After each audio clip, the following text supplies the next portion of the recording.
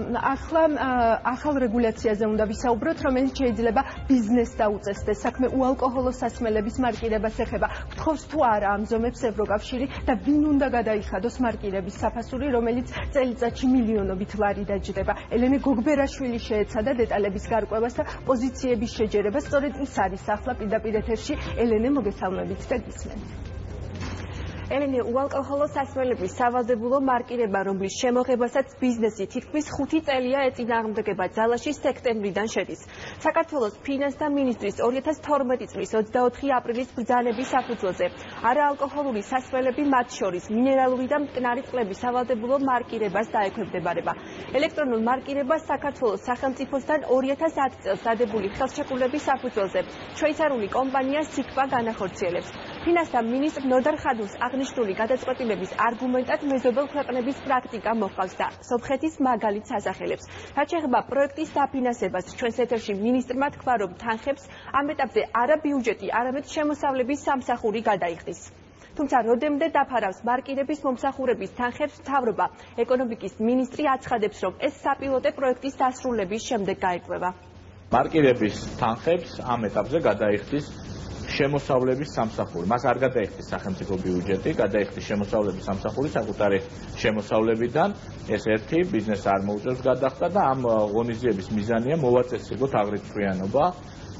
მე იმედი მაქვს, რომ აღრიცხვიანობა სრულად არის მოწესრიგებული, თუმცა გადამოწმება არ შეგვიშლის ხელს. გარკვეული ტიპის მომსახურებები შემოსავლების სამსახურისათვის არის ფასიანი და იმ შემოსავლებიდან გადაიხდის ფინანსთა სამინისტროს საჯარო სამართლის იურიდიული პირის შემოსავლების სამსახური. 3 თვის განმავლობაში განისაზღვრება შემდეგ როგორ წავა ეს პროცესი, ვნახავთ ხალხის ეტაპზე სახელმწიფომ გადაწყვიტა, რომ ეს თანხა გადაიხადოს თვითონ. ამისი რესურსი გამოინახა საპილოტო პროექტის ფარგლებში. კიდევ ერთხელ ვამბობ, საპილოტო პერიოდის მერე იქნება გადაწყვეტილება მიღებული, ვნახავთ.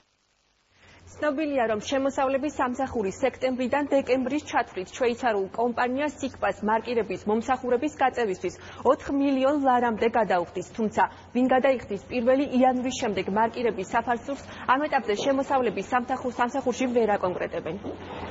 მიღებული იქნა გადაწყვეტილება, რომ ამ ხარჯებს, ანუ მარკის ნომინალს, დაახლოებით ეს არის 1 თეთრი, სახელმწიფო დაფარავს ამ ხარჯს. დღესდღეობით სავარაუდოდ, რომ დაახლოებით ეს იქნება 3-4 მილიონი ლარი. ეს გადაწყვეტილება მიღებულია, რომ ამ ეტაპზე 1 იანვრამდე მოხდება ამ თანხის დაფარა, თუმცა ეს არ ნიშნავს იმას, რომ 1 იანვრიდან ეს ბიზნესი გადაიხდის. ეს ამ წუთას ამაზე ჯერ კიდევ მიდის მსჯელობა, ჯერ კიდევ მიდის გათვლები. როგორც ვახტანგ ლაშქარაძე ამბობს, 2010 წელს ტენდერში გამარჯვებულ კომპანია სიკპასთან თვის ბოლომდე ახალი ხელშეკრულება გაფორმდება. თუმცა რაც ცვლილებებზია საუბარი, ლაშქარაძემ ინფორმაციის კონფიდენციალურობის მიზეზით არ გაგვიმხილა. რაც შეეხება შემოსავლების სამსახურის გაღებულ თანხებს, შემოსავლების სამსახურის ხელმძღვანელის მოადგილე ამბობს, რომ ეს თანხები თავიდანვე გათვლილი იყო და არც ერთ პროექტს დაფინანსება არ მოაკლდება.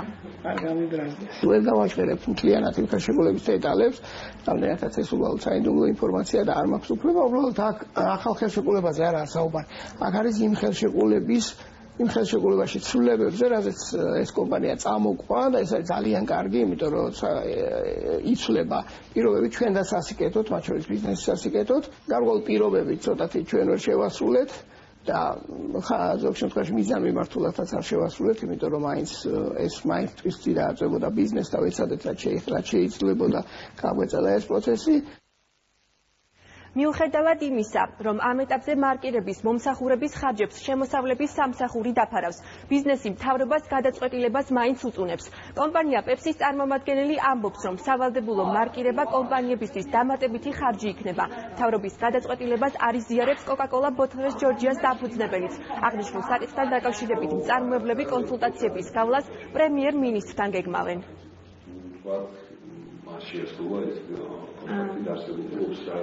შეუძლია თვითონვე აკონტროლოს. არ არის აუცილებელი, რომ რომელიღაც კომპანია, რომელსაც კონტრაქტი გააჩნია და რეალურად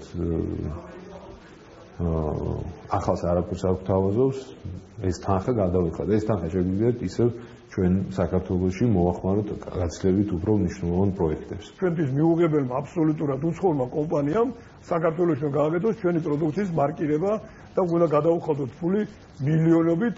რავალდებულება აქვს სახელმწიფოს ესეთი ამ კომპანიის მიმართ, რომ იძულებული ხდება რომ კომპანიის ნება-სურვილზე იაროს. ყველა ძალიან ცუდი რა არის, როდესაც ჩვენ გვეუბნებიან რომ თქვენ ხომ არ იხდით რა გენაღლებათ. ესე იგი, კაცი ამას მეტყვის რომ თქვენ რა გენაღლებათ, ეს იმას ნიშნავს იმას რომ საერთოდ არაფერი არ ენაღლება. ვინ გითხრათ ეს ბატონო თემურლენგო არ არის? არ შეიძლება ესეთი რაღაც. მე მენაღლება, მეგობრებო, ამის გადახდა, იმიტომ მენაღლება რომ ის ბიუჯეტიდან გადახდილი თანხა არის თანხა, რომელიც მე შემოგვ ბიუჯეტში. ამ საკითხთან დაკავშირებით კონსულტაციები ნამდვილად იყო, ეხას მიმდინარეობს ჩვენ ბიზნესის დარგის წარმომადგენლები ვაპირებთ უახლოეს მომავალში პრემიერთანაც შეხვედრას და ამ საკითხთან კონსულტაციების გაგრძელებას. მიუხედავად იმისა, რომ მარკირების მომსახურების ხარჯებს შემოსავლების სამსახური გაიღებს, ბიზნესი ამბობს, რომ ახალი რეგულაცია მათთვის მაინც დამატებითი ხარჯი იქნება. იმ კომპანიებს, რომლებიც უალკოჰოლო სასმელების იმპორტს ახორციელებენ, გადაფუთვისათვის საჭირო თანხების გაღება თავად მათ მოუწევთ.